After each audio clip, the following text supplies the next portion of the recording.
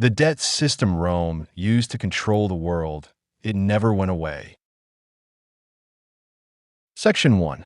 The hidden problem behind Rome's power. Rome looked wealthy and unstoppable, but its success depended on massive debt. At today's value, Rome borrowed the equivalent of $3.2 trillion to fund armies, fleets, and expansion. The more Rome grew, the more debt it needed. This created an illusion of unlimited wealth while hiding a system ready to collapse. Section 2. When war became a business. In 168 BC, Rome defeated Macedonia and brought home so much treasure that taxes were suspended for a decade. Rome believed conquest would always pay for itself. The wealthy began financing wars for profit, creating the first version of a military-industrial system. Victory brought riches, but dependence on plunder locked Rome into endless conflict.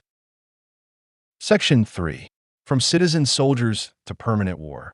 Early Roman soldiers served briefly and then returned to their farms. But as Rome expanded across Europe, North Africa, and Asia, wars lasted years. Farmers could not leave their land that long. Rome replaced citizen armies with a massive professional force of more than 300,000 people. Supporting this force consumed up to 80% of Rome's budget. Section 4. Tax farming and private power. To raise money, Rome hired private tax collection companies called publicani. Investors paid the government up front, then pressured provinces to repay far more. Tax collectors seized grain, land, and property. Wealth shifted from the government to private elites, increasing inequality and resentment across the empire. Section 5. When expansion stopped and costs stayed high. Rome eventually reached the limits of geography. There were no rich enemies left to plunder. Borders stretched 5,000 miles. Profit from war shrank, but expenses stayed enormous. With no new revenue, Rome turned to altering its money supply to survive. Section 6. The collapse of Roman money. For centuries, Rome's silver coins were trusted.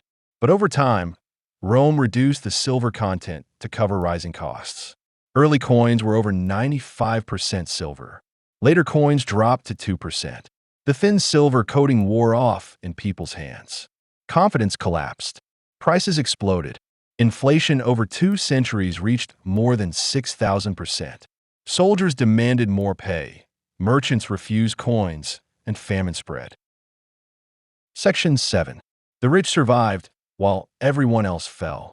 Wealthy families protected themselves with land, gold, and private estates. Ordinary citizens suffered heavy taxes, closed markets, and the loss of savings. Many sold themselves into slavery to escape debt. By the time invading groups crossed Rome's borders, the empire had already collapsed internally. Section 8. The real cause of Rome's fall. Rome did not fall because of one battle. It fell because its financial system broke first. Debt, endless war, elite extraction, and collapsing money hollowed the state. Once the economy died, the empire could not defend itself. The ruins seen today are the remains of a financial system that failed long before armies arrived. Section 9. The warning for today. Rome's story shows that financial collapse always comes before physical collapse. When a society relies on debt to appear strong, when elites profit while ordinary people struggle, and when money loses value, decline begins quietly long before anyone notices.